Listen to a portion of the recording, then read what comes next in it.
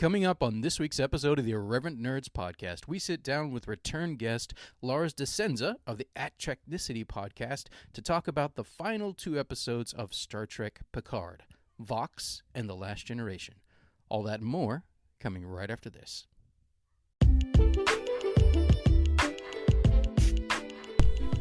I'm Richard. And I'm Will. And together we're The Irreverent Nerds. Bum, bum, bum.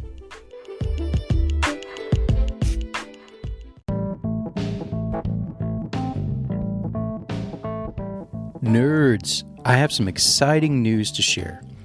We are now offering a monthly subscription service for our listeners. For the low price of $2.99 per month, subscribers will gain access to 2 bonus episodes and an invitation to a Zoom gathering. Additionally, subscribers who sign up for our email list are eligible to be entered into a monthly prize drawing. So what are you waiting for? Click on the link in the episode description today to get started.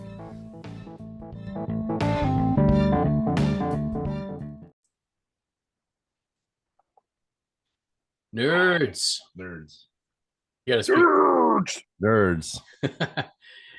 So we are here on Zoom with our good friend Lars Desenza of the Red Shirt Geeks. What would you call it? I mean, I know you have a YouTube channel. It's not like a production company at this point, but it's like the Red Shirt Geeks family. Would you call it a family? Would you call it what would you call it? The Red Shirt Geeks, while it is officially just the 2 of us, Patrick and I, we have been in as many as, I think, 6 of us. And the Red Shirt Geeks was, I guess, envisioned to be a community for like-minded individuals of any geek variety that you like. In fact, our motto is where every expendable hero has a home. Nice. And I see very appropriately you're wearing a red shirt tonight. I don't know if that was planned. And I have red hair. Red hair. Nice. Done just last night. Flaming red hair. That's right. I've never had the guts to dye my hair. We'll see. Apparently, I've just gotten my first bald spot, like back up here. My wife noticed it the other day, and I was like, "Oh man." Oh. I mean, it's all over now, man. Yeah. Don't worry, I got one too. So that's okay. We in the industry refer to this as a midlife crisis. That sounds about right. My wife has told me that I'm sure that, once it reaches a certain point and the bald spot becomes very obvious or it's receding too far, she wants me to just shave my head. So we'll see how that goes. All right. Yes, well, it's fun because the sheer number of people that I get talking to me and saying, "Wow, I love your hair. Thanks." Nice. Yeah. Figure that's a little bit better. We can see each other a little bit better now. Yeah, there we go. Now we're not looking up to you. We're more equals. Yes. I look up to you, Lars. Oh, you're a man after my own heart. And I have to ask you to stop because I need that heart. Let's try to, yeah. There you go. Yeah, we're trying to, for those of you that are just listening, we're trying to triangulate our audio here. One of these days we'll get a set up to where we can have dual microphones that also sync up with Zoom or whatever we're using at that point. We might go to Riverside FM at some point. I've heard good things about it, but Zoom it is for the moment. Nice. Well, gentlemen, we're here to talk about the end of the next generation, so to speak. I know, tears. We're cry. The boo-boo. Oh man, Picard season 3, the final season of Picard, and more or less, I mean, unless there's some spin-off series with Worf or something, I've heard rumors, but in general, this is the last time we're going to see all of the Next Generation core cast together in Star Trek. And So we're here to talk about the last two episodes. So Vox and The Last Generation. Yeah, very cool. Yeah, they're very the last two. It was a mixed bag for me because one, of course, they continued their traipse through Easter egg territory and dropping all these nice little bits and pieces and kind of wrapping things up and bringing us to that coalescent end. And then there was also oh no, man, this is like the last time we're going to see these guys, and as you said, there's been some talk of spinoffs. There has been talk of a Captain Worf series that would predate the Picard series, and then there is talk of a series about the adventures of the Enterprise G with Captain Seven of Nine at in the captain's chair, called Star Trek Legacy. Spoilers. You have to forgive me. It's I spoil everything all the time, and often I have to catch myself. No, it's okay. We're going to go ahead and tell our audience here, if you have not seen the final two episodes, wait and listen to this afterwards, because we probably will jump right in with spoilers. We're just going to go. Yeah, we're not going to even worry about that. So you've been warned. If you're listening to this, then you already know we're going to spoil it, right? That's right. If you haven't watched the last two episodes, stop now. We'll wait. Okay. Now, if you haven't watched it, because we in that period that you paused the video, then that's it. You've been warned. Yep. All right. So you referenced something at the very end of the finale. I mean, not necessarily a surprise, because fairly early on was it Vox?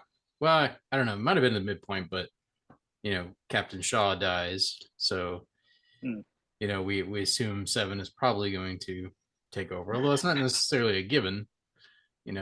She hasn't been back in Starfleet for too long at this point, so it's like. But it's kind of funny that they kind of went in that direction. The thing with Shaw's death, it was like, I mean, okay, so first of all, that is the first and so far only time I have ever cried in Star Trek, is when that dipshit from Chicago bought it, and I'm telling you, like it was probably the most prolific moment for a character for me, because they'd spent the whole season kind of like they got you to hate him really fast, and then he kind of starts to show that he's human and you understand him, and you start to identify him, then you really start to like him, and then bam, they took him out. I know. I guess somebody had to die though, right?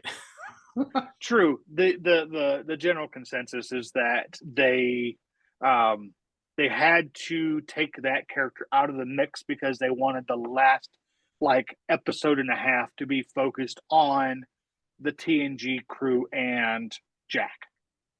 That's it. That's why we didn't see much in the way of Sydney or her sister or any other bridge crew until you saw the ragtag band from the crew that ends up on the bridge during the Last Generation for the Titan A. But yeah, I mean it's understandable. It sucks, but it's understandable. Now, had you jumping back to kind of the beginning of the Vox episode where we jump in with Troy doing like the Betazoid version of a mind meld, with Jack, and trying to help him open the door, and they're talking about the vines and trying to figure out what they were. Now I had gotten, even before the episodes aired, I had already gotten spoiled because I'm on Instagram too much.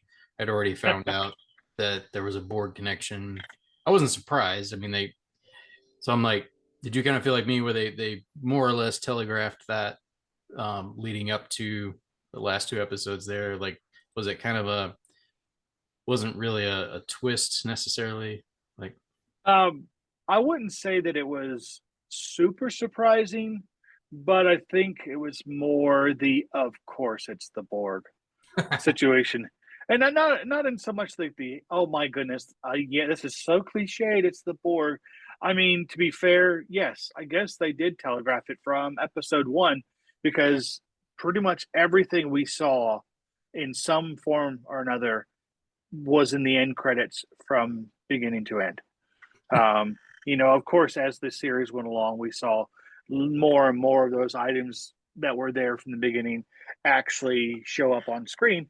But I really thought there was going to be more to the whole changeling thing. But it was as much time as they spent with the whole subplot of Vatic coming after Jack, it was like, wow, guys, that's it. All right, man, whatever, your story. Okay, I'm along for the ride. And again, like initially, I thought when we first covered Vox and The Last Generation on Treknicity, I was super excited because everything was so cool and it was so fresh. And now I've had a couple weeks to think about it. I'm like,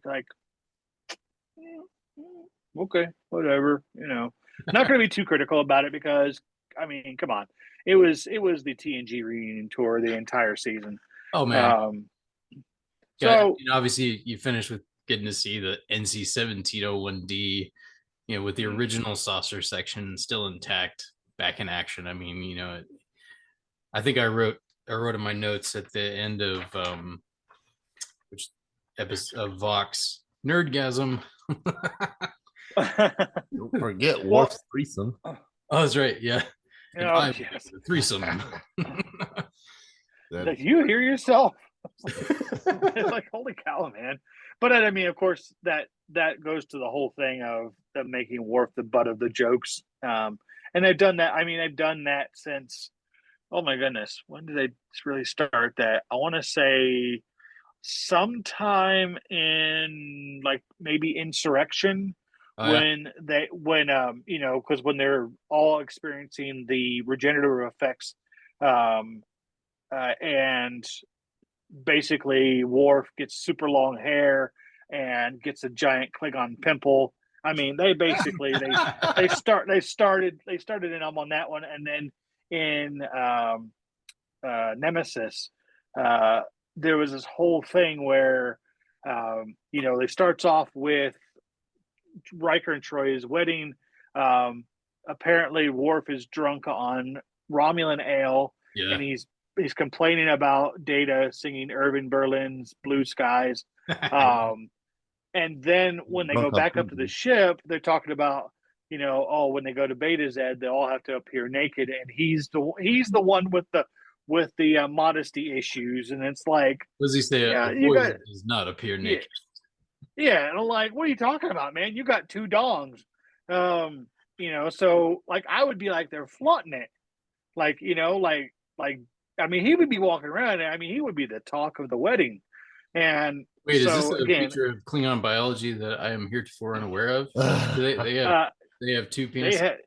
They do. It has been made canon. They have two of them. Or after the thing. I did not know that.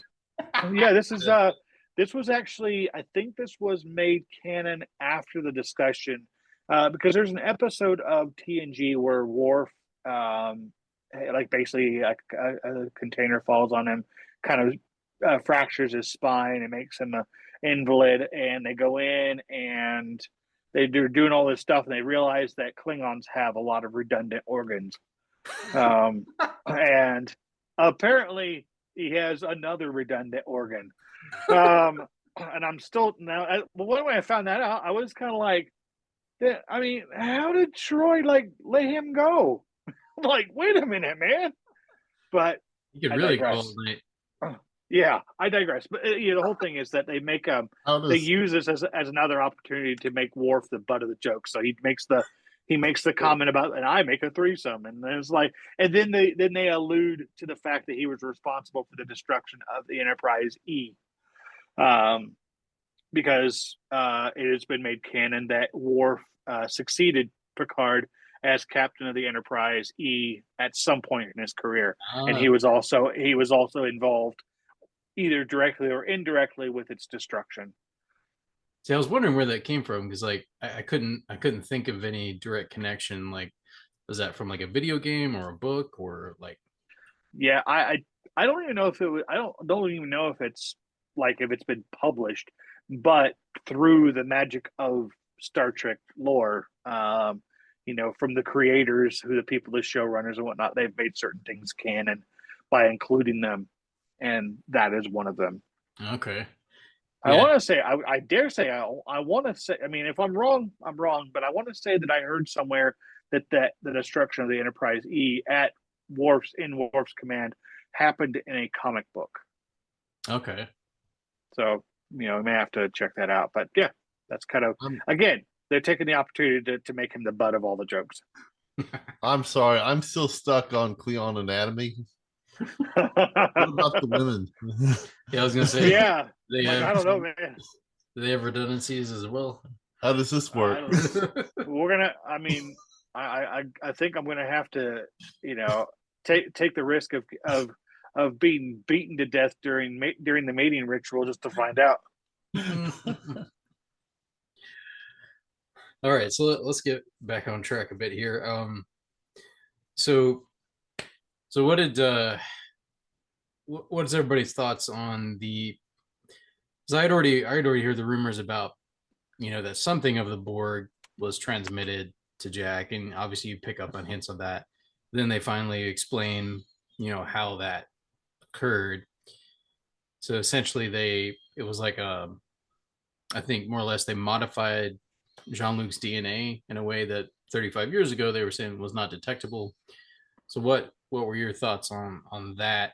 Like I was wondering if like nanobots or nanobots not the right word, if that nanites were going to be involved in some way.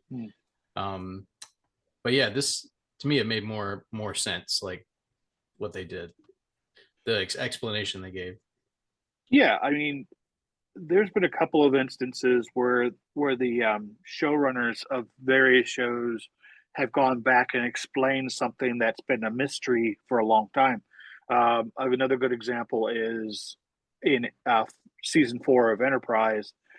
They finally retconned and gave a plausible explanation as to why there were Klingons without ridges, because back in the 60s when they made the original series, they didn't have the money for the prosthetics, so they just looked like a bunch of Puerto Ricans in gold lame.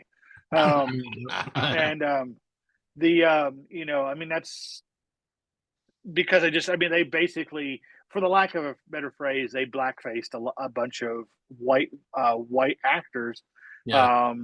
To make them look like aliens. And I mean, but again, there was something that was just like when Star Trek the Motion Picture came out, and they changed the Klingons to have the forehead ridges to make them look more menacing. They had to figure it out how to explain it. And of course, another opportunity to make Worf the butt of the joke in the DS9 episode Trials and Tribulations.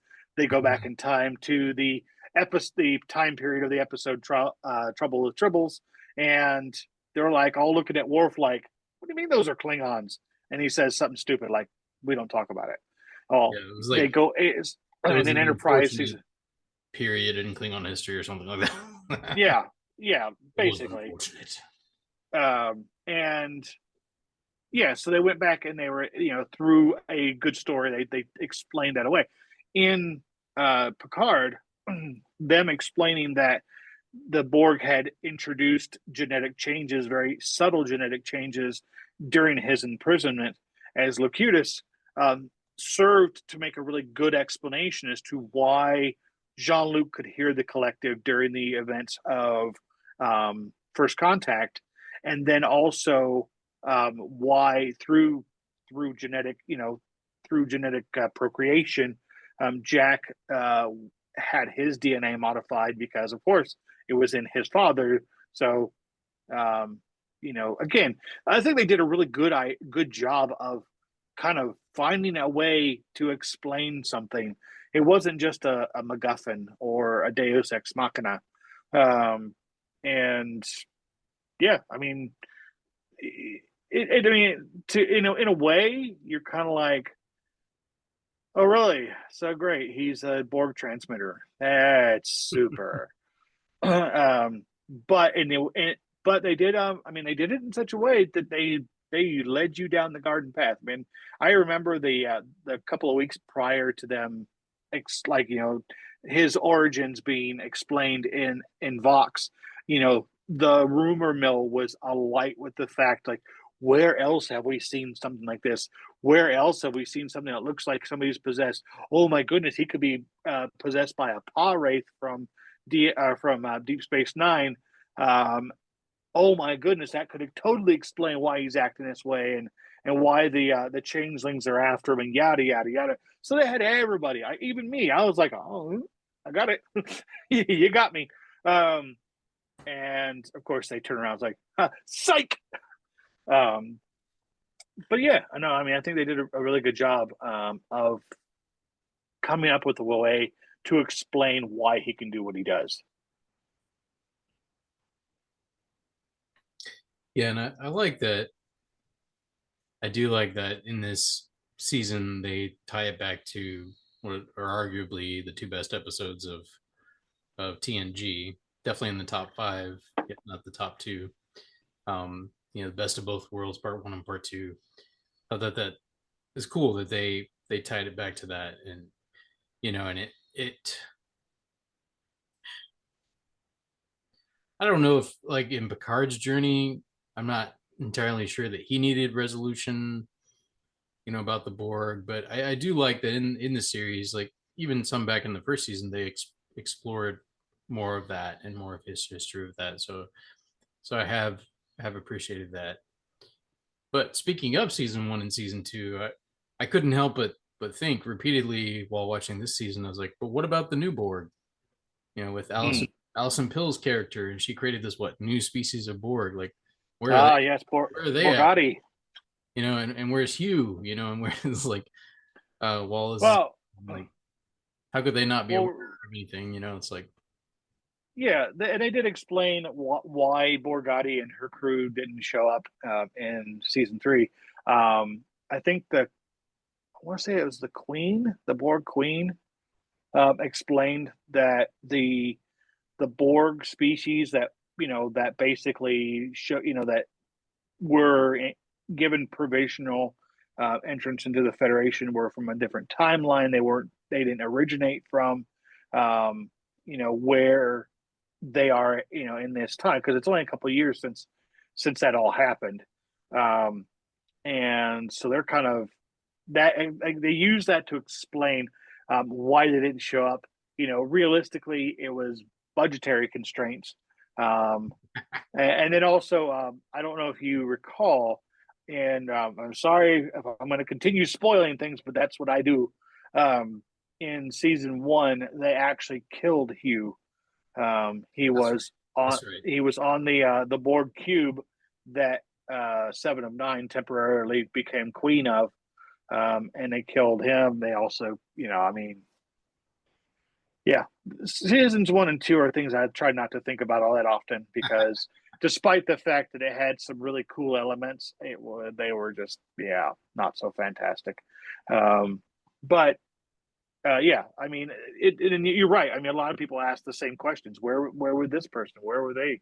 Why didn't this happen? And I mean, when you think about the end of the movie First Contact, when the Enterprise goes back to their own time through the chronological wormhole that they used to get back to their own time, when they knew just how aggressive the Borg were, why did they not go on the offensive at that point and just go a Borg hunting? Because they knew how close they came to absolute extinction.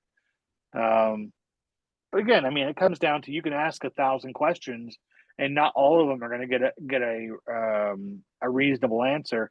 It almost always comes down to budgetary constraints.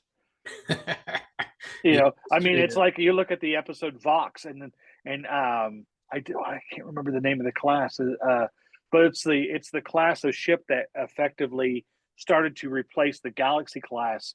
If you look closely during the ship formation shots, when the Borg collective takes over the fleet, those ships have no nacelles. They have no warp engines on them because they missed them in the final render, 3D render. Oh. So, yeah, like, whoops, sorry guys, you're not going anywhere.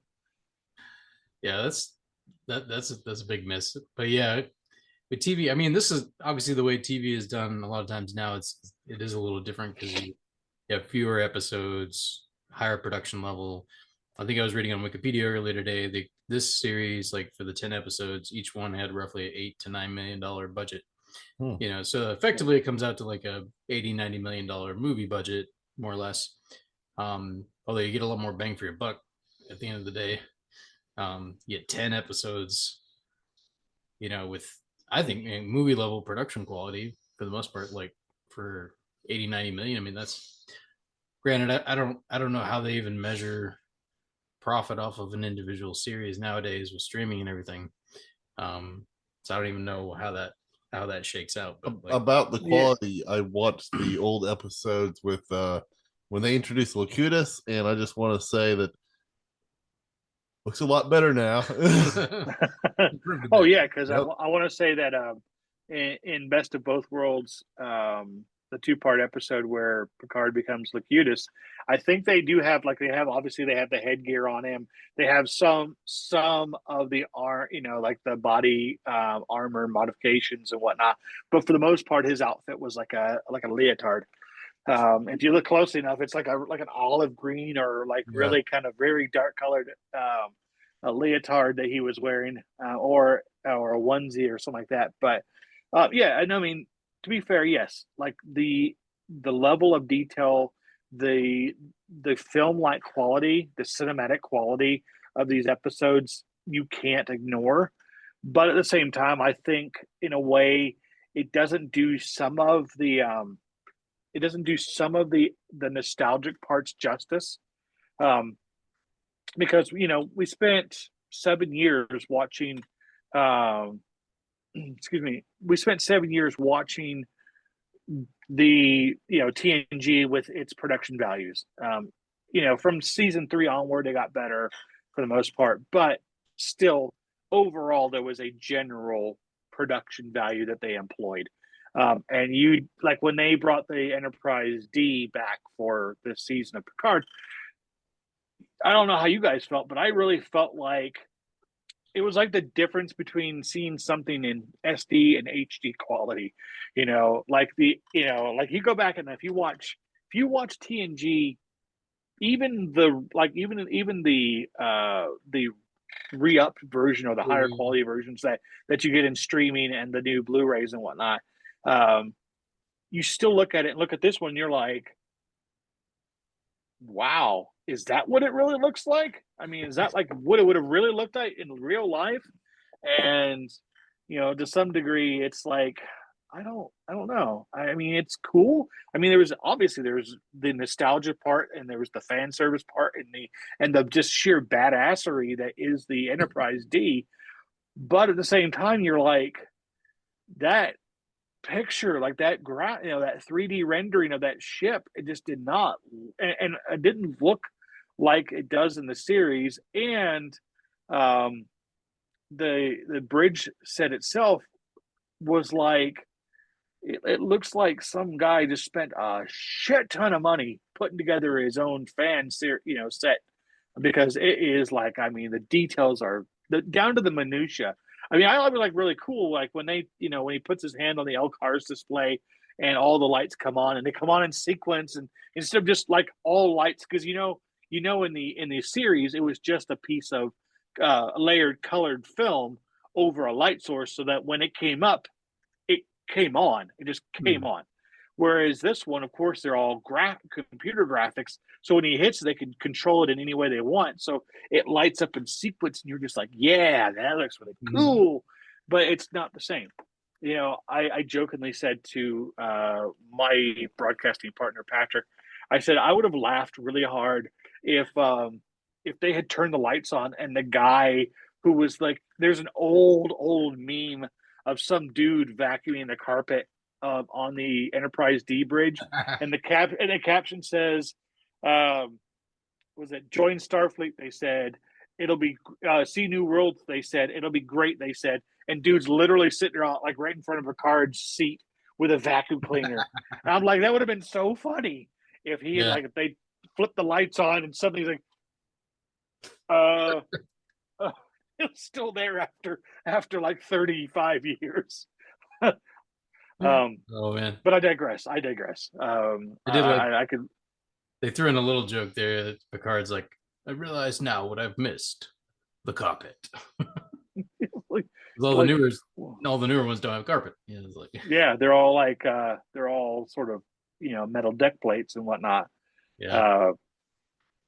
You know, and again, I mean, look, no disrespect intended to the people. I mean, we interviewed Doug Drexler, who was behind all the concept art for this season of Picard, and also a lot of the concept drawings for the ships and whatnot, and that appeared in season 2. You know, I mean, he's a prolific Star Trek artist and designer and whatnot. And Terry Matalas, you know, the only complaint I had about that guy is somebody needed to take away the Star Trek sound effects library from him, because they found like he must have just been sitting there just like playing them all, and he's like, oh, I like that one. Oh, I like that one. Oh, that's cool. Let's use that one. Let's use that one. It's like, man, okay, this is the 25th century, and you have a tricorder sound that sounds like the doo-doo, doo-doo, doo-doo sound from Star Trek 3. Like, wait a minute, what did he do?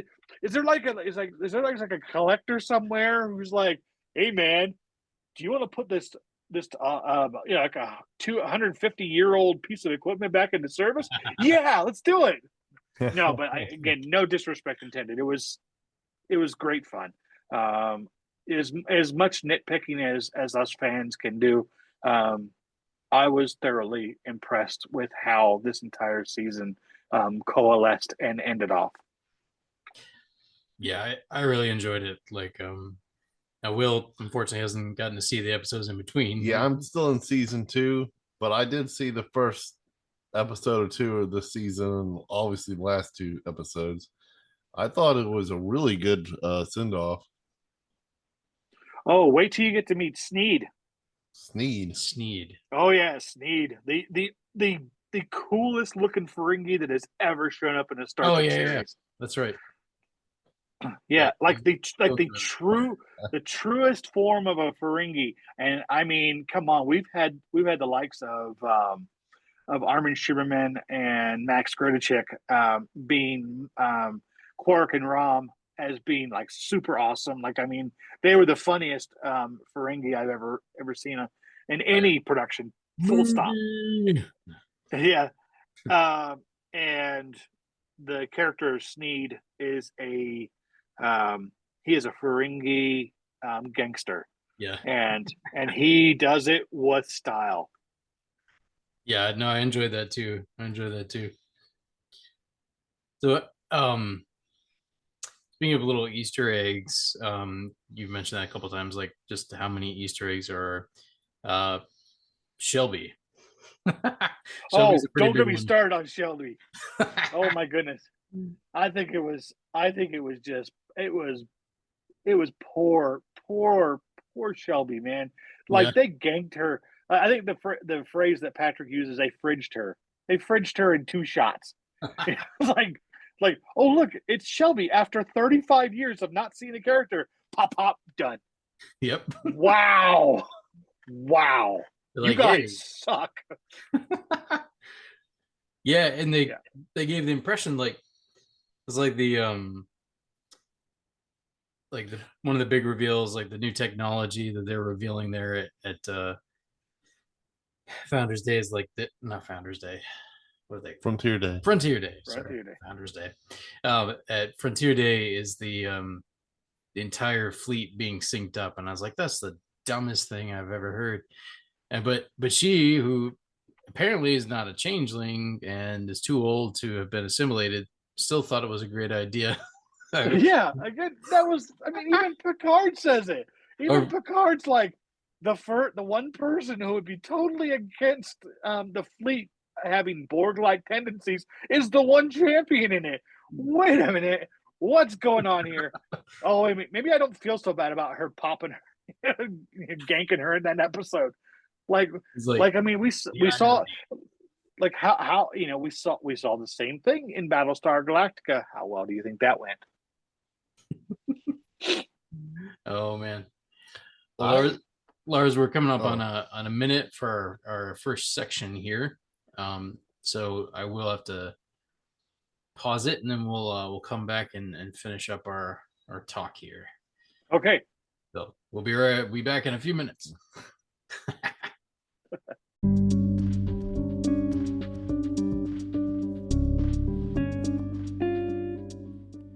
Joker here. I'd like to take a moment to talk to you about the Irreverent Nerds. They're sitting here in my hideout, all tied up. So they can't say this themselves, but they would like you to know that there are multiple options by which you can connect with them. Their Instagram handle is @irreverent_nerds. They're on Facebook and YouTube as simply the Irreverent Nerds. So pedantic. And of course, they are on your podcast app. If you listen on Spotify, scroll down and you will see a question. What did you think of this episode? They welcome your feedback, or so they told me.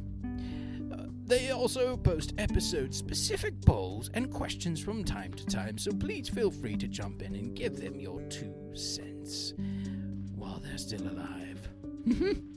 All right, nerds, I've talked enough. Let's get back to this week's episode. It might be their last.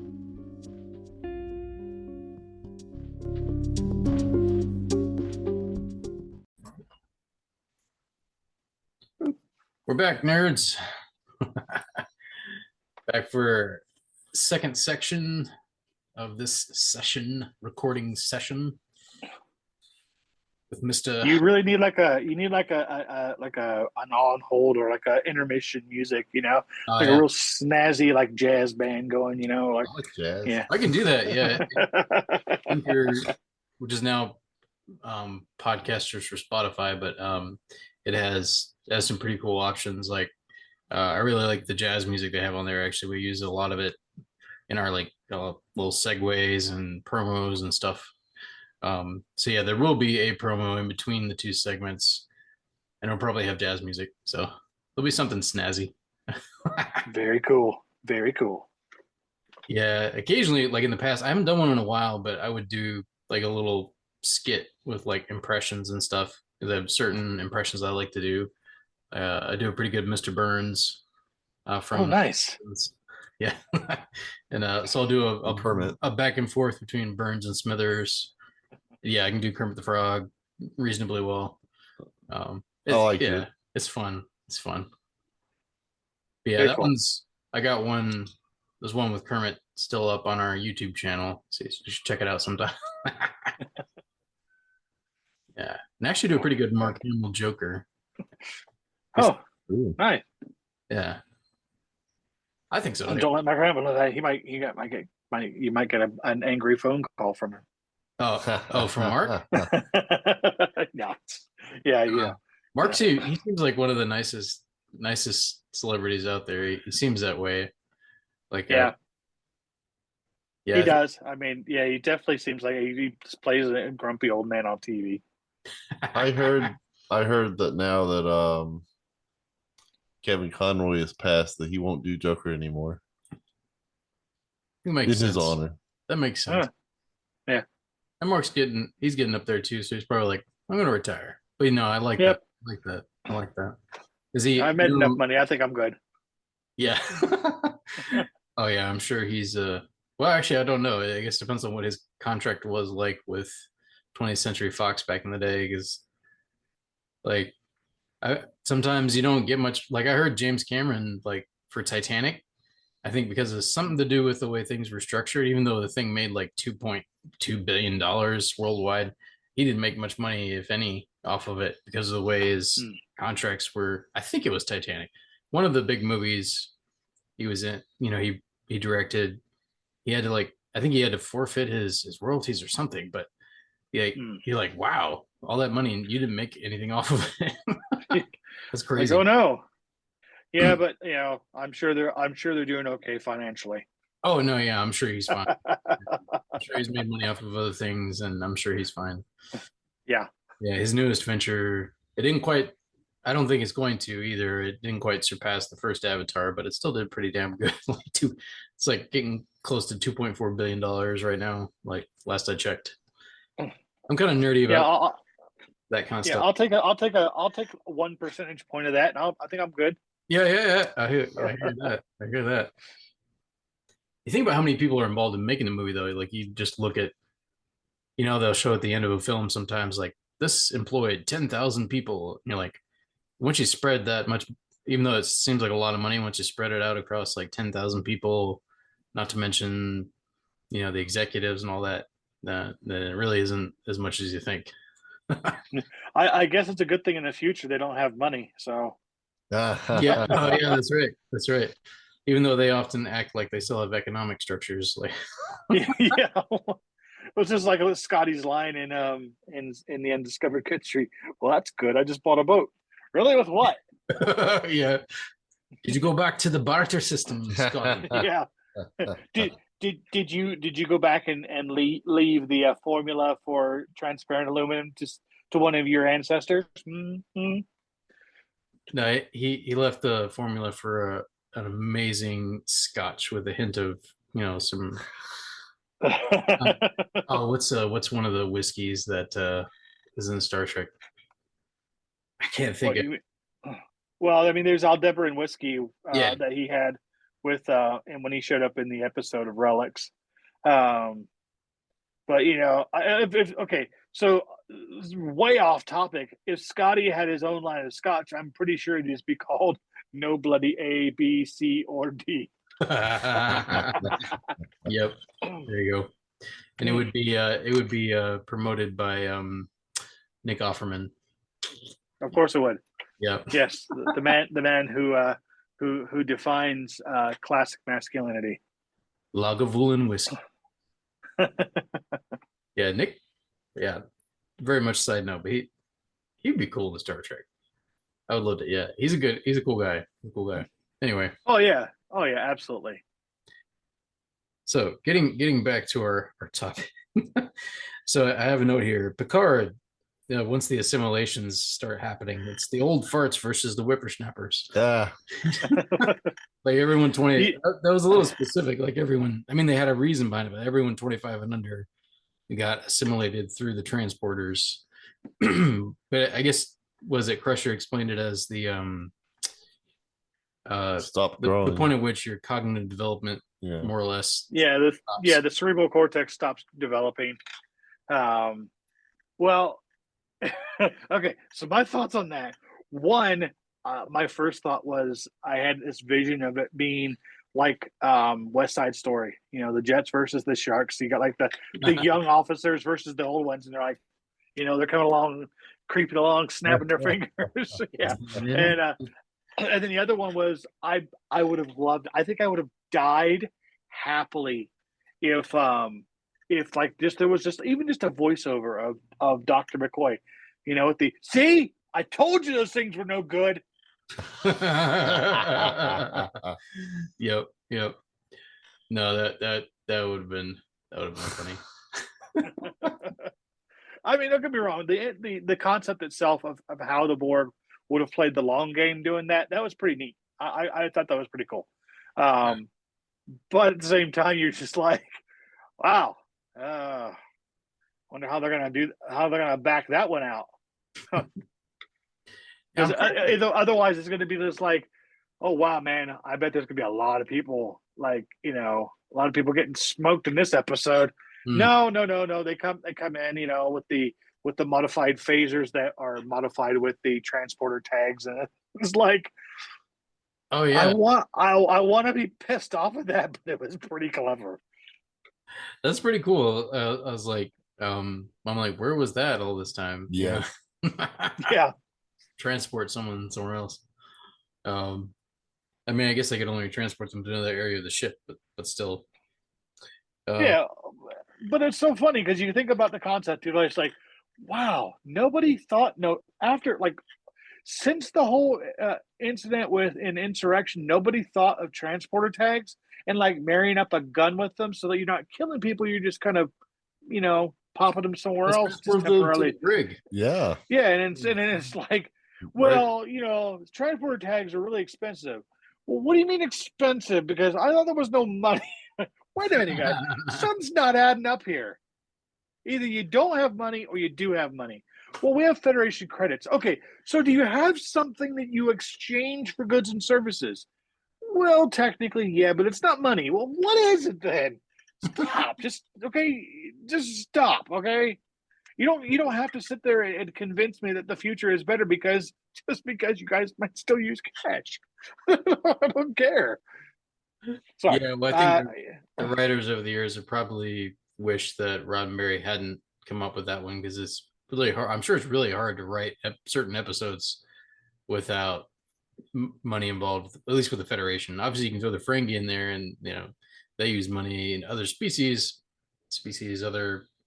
other aliens use money, but yeah, that still had to be hard at times to figure out how to work around. It's like, did we go backwards to the barter system? Is it just trading goods and services for other material goods? Or I have a chicken. Yeah, I have a chicken. I'll trade it for a warp nacelle. But wait a minute, hang on, wait a minute. A chicken?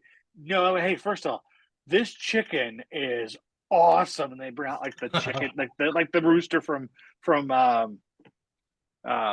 I can't think of the name of the movie, the Disney movie.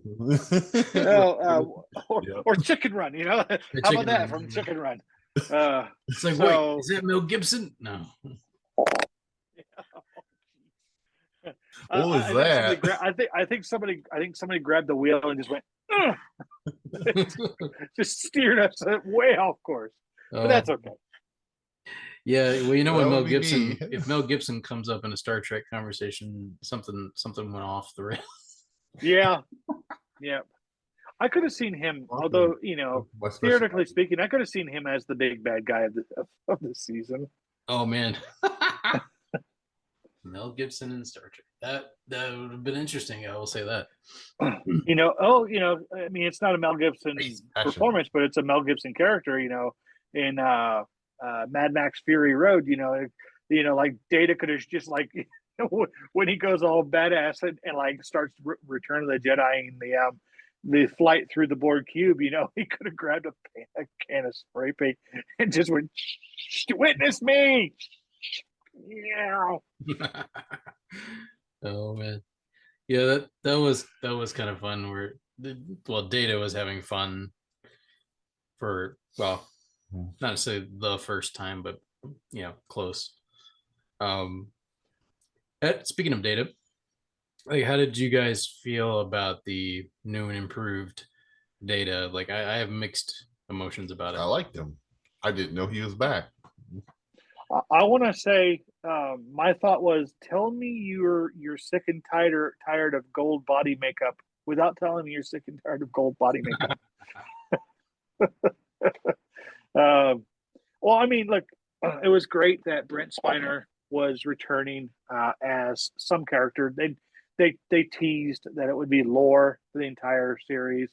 Now that Data was technically fully gone, but the fact that they were able to work, and they had Alton Sung, they had elements of Lal and lore and Data, all in one character. It played very well to Brent Spiner's strengths as an actor, because, he is first and foremost a comedian, and I still remember seeing him for the first time on Night Court, and you're just like, there's no way that guy goes on to be Data. Yep, he does. So him having the freedom to be more a part of the crew, and seeing their struggle from the flip side of the coin was a nice touch. Again, it was very much how do we fit this in while at the same time playing fan service, while at the same time, giving Brent Spiner something meaningful. It's like Kevin Smith in his Clerks movies. Like there was Clerks, which was epic, and then there was Clerks 2, and you're like, wow, they they've got a really really good formula here. And then suddenly it's like we should do a Clerks 3, and they're like, why? Like we've kind of wrapped everything up, but they found a way to do it. And again, so they found a good way to bring Brent Spiner back into that role. It not only did it give him a role to play without it being as perhaps work intensive, having to wear all that gold makeup and whatnot, but also it allowed them to tug on our heartstrings through the other characters. Yeah, the fact that imagine. Okay, so imagine Will is gone, and suddenly, like 30 years later, through the miracle of modern science, they build a replica of Will with his memories intact, for the most part, and you're just like, wow, I just got this guy annoying me. I got rid of him 35 years ago, and somehow he's back to annoying me again. Actually, I think I was going there. If Will came back as a head in a jar from Futurama, like I'm drawing with my lips. That's right. You could be on the shelf right next to President Richard. I want to be Jonathan Frakes' head. Woohoo! Front row. Oh man. So as they wrapped up this season and wrapped up the final performances for most, if not all, of the characters and the actors playing those characters, I really felt that they did justice to the characters, to the and then to the fans as well, because like when we saw the end of TNG back in 1994, it was like, okay, well that was sad, but they'll move on. And then almost immediately, like 6 months later, we got Star Trek Generations, or like maybe a year after, we got Star Trek Generations, and they were back already. And then we got them 2 years later in First Contact, and then 2 years later in Insurrection, then a few years later in Nemesis. And so when they were gone, we were just like, okay, all right, now we're done. Okay, now we just can live in the memory of what we can watch and go back and see. And then suddenly it's like, hey, we're going to bring Sir Patrick Stewart back to reprise his role as Picard. And he was like, nah, you know what, guys, I think I'm good. We're like, hey, well, we won't do it like we did with the series. It won't be this whole team dynamic thing with the TNG crew. He's like, okay, I'll give it a go. And they, how I feel about the first 2 seasons of Picard, but I digress. It was a good concept, and it was enough to entice him back. And of course, everybody, like, they knew they were going to do 3 seasons, but they just didn't know what they're going to do. So they figured, look, if we're going to do a 3rd season, let's really pull out all the stops and let's really play up to the fans for this one, because they've stuck with us through thick and thin, and we're going to give them all that we can give them. And I think they did a really good job. I mean, even to the point where at the very end, when they even pull out some more of the Easter eggs, including get ready, spoiler alert. They rename the Titan, they rechristen it the Enterprise G, with as the aforementioned Captain Seven and her first officer, Commander Rafi, and then Ensign Nepotism next to her. But when you saw them all kind of get back together and 10 forward and playing poker, because that was a central theme for a lot of the characters throughout the series. And you didn't look like you were watching characters acting out a scene. It looked like a bunch of old friends, reliving the good times. I mean, they couldn't have done better if they had played Bruce Springsteen's Glory Days over that end scene. Oh man. No, and I love that. And that was definitely a callback to All Good Things. Where Picard finally, the last episode of the series, sits down to play poker. And then I like the fact that he's the one that initiates it in the poker game, even though it's like Picard 2.0, it's still pretty cool. Now, I missed some episodes, obviously, but I feel like we were missing some Whoopi Goldberg right there. Yeah. She should have popped back up there. She should have been right there. Even if it was just a walk-on cameo, just enough. Even if it was like, because they even make a mention, like he's like, "Oh, Guinan's giving me the side eye," and I mean, like if she would just like been on set for one day just to get a shot of her, giving that Guinan look, I would have been like, yeah, yeah, man, we got her back again. Yeah. Hail, the gang's all here, I'm glad we got her. I'm glad we got her in season 2, but that would have been nice if she had been there. And they talk about and of course one of the other things that people talked about was, why didn't Wesley show up? Why didn't Wesley come back? Because and actually, to be to his credit, Will Wheaton had a wonderful response about the character Wesley Crusher is now, he's not human anymore. He's a traveler, and they have rules. The rules, like the travelers can't go back and interact with people from their past lives because it can distract them in a way, because the travelers kind of keep shit together. They're keeping an eye on things and making sure that stuff doesn't go completely sideways. So if suddenly they're going back and seeing their mom, their brother, their sister, their wife, the kids, whatever, it could cause a major problem.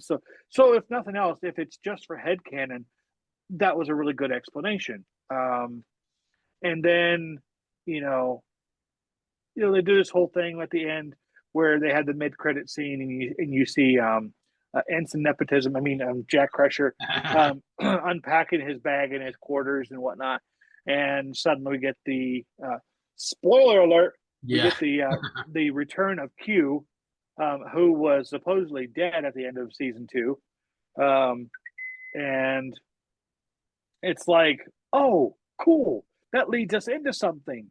Mm-hmm. We got another direction. We can go on. We can go out beyond this point. They've given it an end to that, and it was like, yeah, that's cool. And then like the episode's over and the dust settles, and we're like, okay. And a couple days later, you're like, wow. And then suddenly you're just like, what would have been even funnier is right after that, like at the very end of the credits, it would cut to one last scene, and it would be this backwards bar on some faraway planet, and Lars is still there waiting for Jean-Luc. Oh yeah.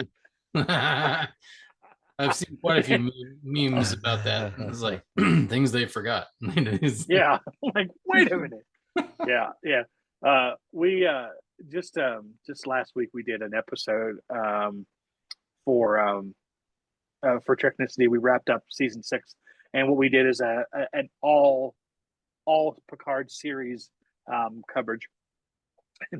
And Patrick went back to one of the old things he used to do, and that is writing stuff down on index cards and putting them in front of the camera. And the last one I think he does is Justice for Lars. Yeah. Yep. Because Orla Brady, she's a phenomenal actress, and I love the character of Laris. Even even the other character she plays in season 2 of Picard. Mm-hmm.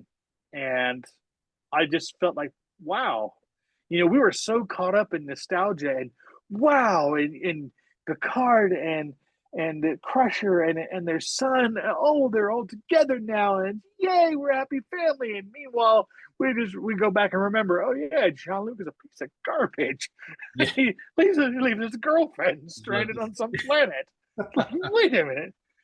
Now we have to have either like a supplemental episode, or we have to have a 4th season, because it's got to be all about like Laris's revenge.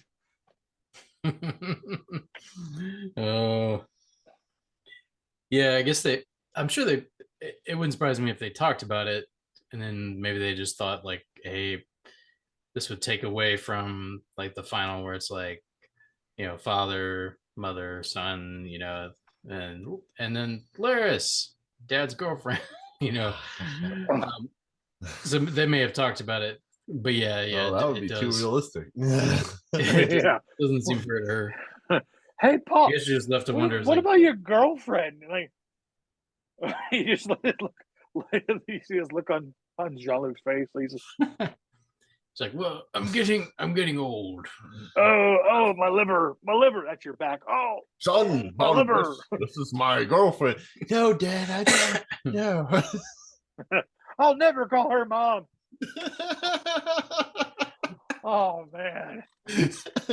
Oh my goodness. Yeah, I've got some. So I like creating. You've probably seen a few of them on my Instagram, Lars, but I like creating memes. That's actually how this whole thing got started in the first place.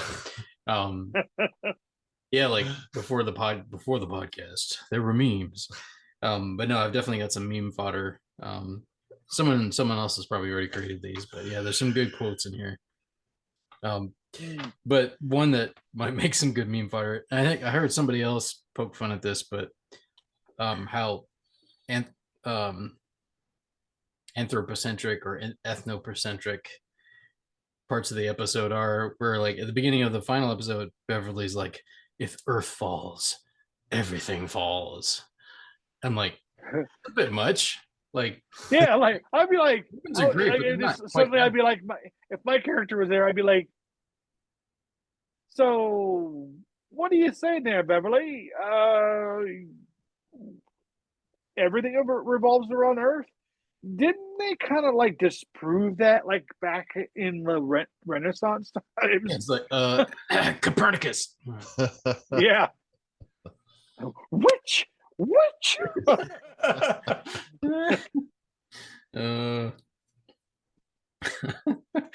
Yeah, I thought that. I was like, wow, that's really. I think I turned to you and said, that's really arrogant. I agree. It's like all those movies where America is the center of everything, or yeah. If America falls, the free world falls. So I had to go to New York. Yeah. You know, like, are you saying that Earth is the only place that has any significance in all the Federation? No wonder Vulcan ends up noping out in the end.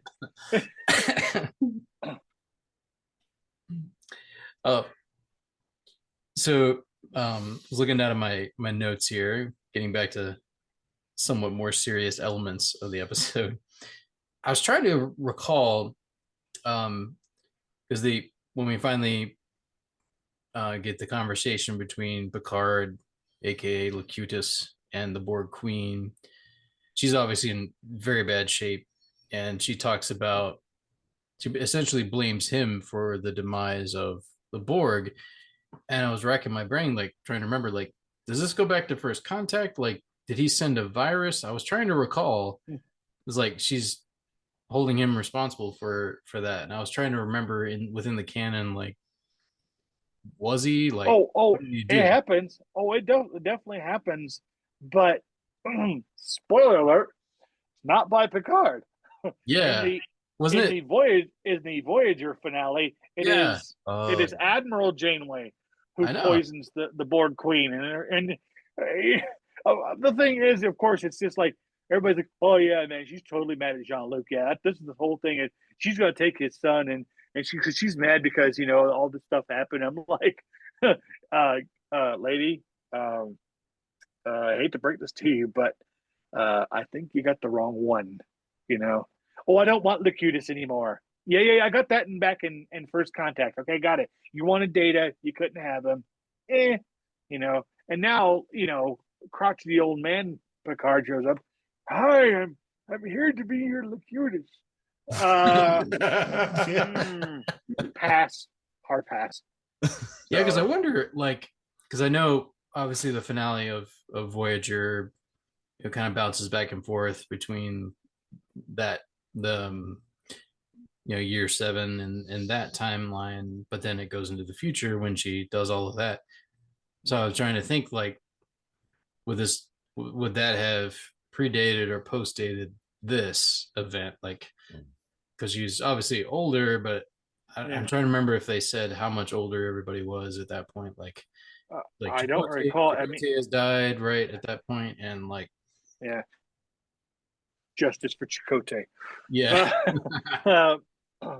But the thing is, it's kind of very convoluted, and of course they're going to explain it away and go, Well, since it technically never happened because they destroyed the Borg transwarp conduit network and then took the bullet train home, that those events didn't happen the same way. I'm like, okay, if you start messing with time travel with this one, okay, you're not gonna have words. I'm a big fan of time travel, but Ixnay on the Eintable tray. Kelvin. Yeah. No. Kelvin. Yeah, exactly. But no, I mean, it's. I think they were going along. I mean, they were. There's all different ways to explain how this plays out. They, of course, wanted there to be the pinnacle of that moment is the fact that the Borg Queen wants revenge for what happened to them, and she's going to take it out on Jean-Luc because he's bested her before, and she's going to take his son away from him. And so, of course, it makes a much more dramatic, much more engaging story element, and it's understandable. You could forgive it. It makes sense, yeah. It would have gotten too complicated, and if they tried to bring Janeway in and done like a thing with her in 7, that would have had some gravitas to it. But obviously, this is about Jean-Luc and not, it's not Janeway's show. There's a reason why it was called Star Trek Picard. Yeah. I mean, if it had been called Picard and Friends, it'd be a different story. There you go. Spider-Man and his friends. No, that's right. Who are these friends? When did he become friends with these people? Yeah, it'd be like bullshit. You don't have any friends. I do wonder now that they've done this with Picard, like, are they gonna start doing this with some of the other properties? Like, are they gonna do a DS9 reunion? Are they gonna do a Voyager? The life and times of the Ferengi. Ferengi and friends. Yes. It'd be do it in Saturday morning cartoon style.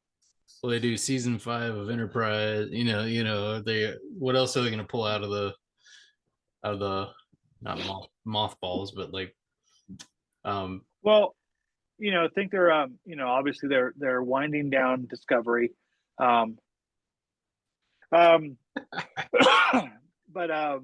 they also have they have Strange New Worlds. I think they're gonna roll something with the Star Trek Legacy, and then of course you still have Lower Decks and you have Prodigy. So there's still plenty of areas to roll with, and of course they've announced that there's going to be a new series post Discovery that takes place. It's the Starfleet Academy series that takes place after Starfleet Academy is reinstated during the 4th season, I think, during the 4th season of Discovery. Okay. So they got plenty of room to go. I never have finished that series. I think I'm in season 4 somewhere. I go back. Yeah, it's okay. You'll get through it. just take it with a grain of salt and a glass of brandy. Yeah, it's a good idea. Yeah. I've definitely had mixed feelings about that series as a whole. Like, so far, enjoying Strange New Worlds more by quite a bit thus far than I did Discovery.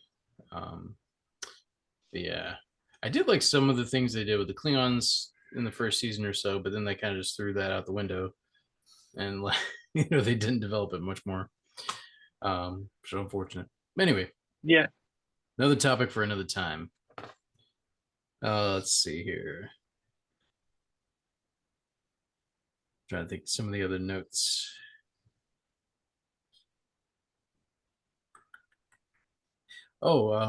Speaking of the Borg, or not speaking of, but like the Borg Queen, like, I think I saw, unless I missed it, I think I saw there at the end that Alice Kriege made a return.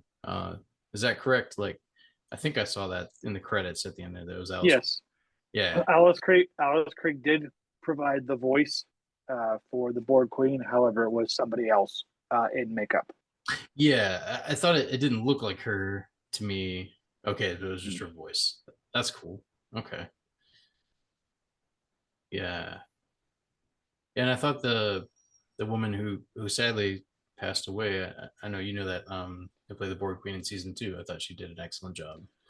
Yeah, Annie Wershing. is the one who played the Borg Queen in season 2. Yeah, actually, despite the contrived story again with the Borg Queen through season 2, she was amazing, absolutely amazing. Yeah, she was great.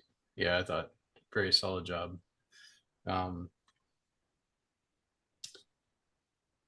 But yeah, that was definitely with like the Janeway Picard thing and who did it, like was definitely a glaring plot hole.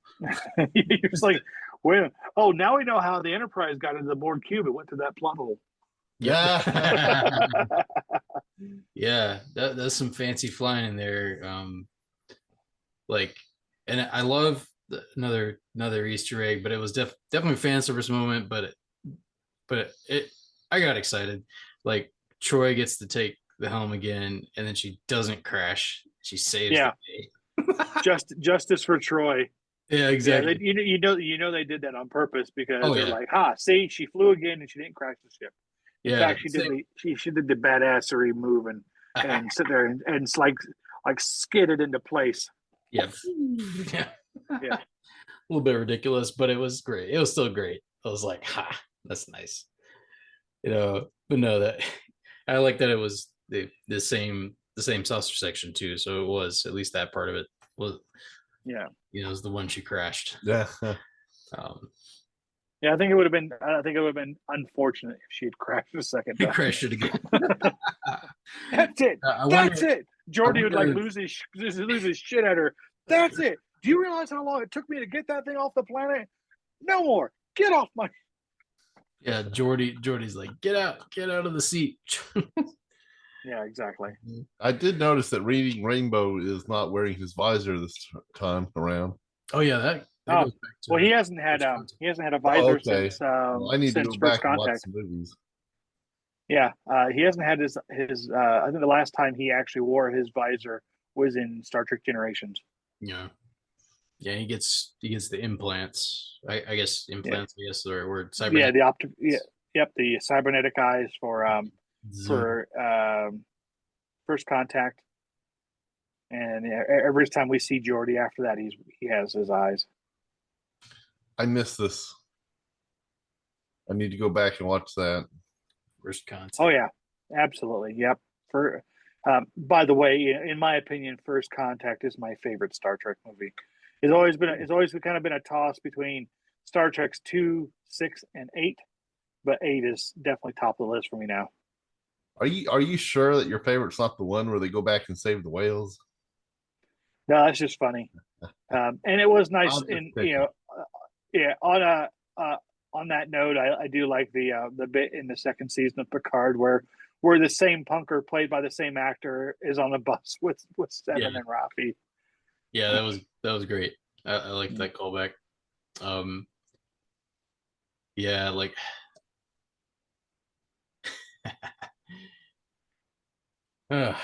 they tried with the fan service back then, and it was good. It was a nice little Easter egg. This one they made up for it in absolute, with plenty to spare. I mean, it was just like it was like Christmas and Easter came together at the same time. Well, we're coming up on our last couple minutes here. I thought might be nice to send us off with a quote from Data. I like that he's like going to see Counselor Troy there at the end, and that she's actually getting bored because he's talking for like 2 hours every time.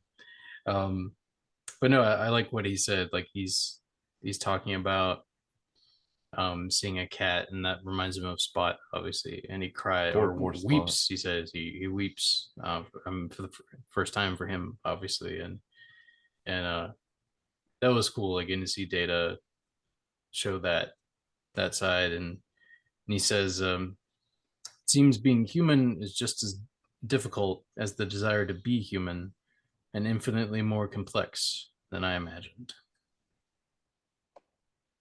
I like that. I think Troy could. I think Troy could have ended it with no shit. Actually, yeah, that would have been fun. Get a little bit of Marina Sirtis in there. Yeah. Well, Lars, thanks for coming on once again. Thank you. To talk. Oh, absolutely, my pleasure. I love talking to you guys. One of these days, I'll actually get you onto my show when I pull my head out of my rear end and get all of the different things in place to have more regular visitors. I did actually record last night an interview with the crew of the Starship Tempest. Nice. And they'll be appearing in the first episode of season 7 of Treknicity, which comes out like the 8th, I think, of June. 8th of June. Nice. So yeah, nerds, go check out Treknicity, playing on Spotify and YouTube as well. And the Red Shirt Geeks, and you guys are on Twitch also, right?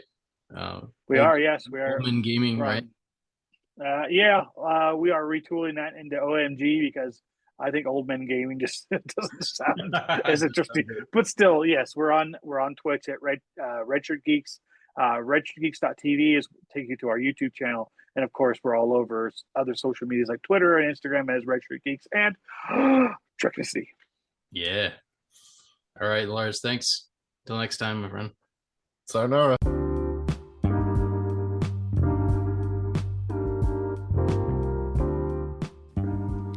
Thank you so much for joining us for another episode of the Irreverent Nerds podcast. If you would, consider following us on Instagram. We are there at irreverent_nerds. You can also hit us up on Facebook. Just look us up there at the Irreverent Nerds. That's our fan page. We have a YouTube channel as well. Once again, the Irreverent Nerds. Nice and simple, right? And if you go to www.irreverentnerds.com, that will send you to our Podcasters for Spotify, formerly Anchor.fm profile, where you can send us a voice message if you want to, support us financially, or listen to the podcast. It will also direct you to other places you can listen, like Spotify, Apple, Google, Stitcher, you name it. So, like, comment, subscribe, follow, all those good things, wherever you find us, wherever you listen to us, we would greatly appreciate it. Until next time, nerds, live long and prosper. Avengers assemble! I'm Batman.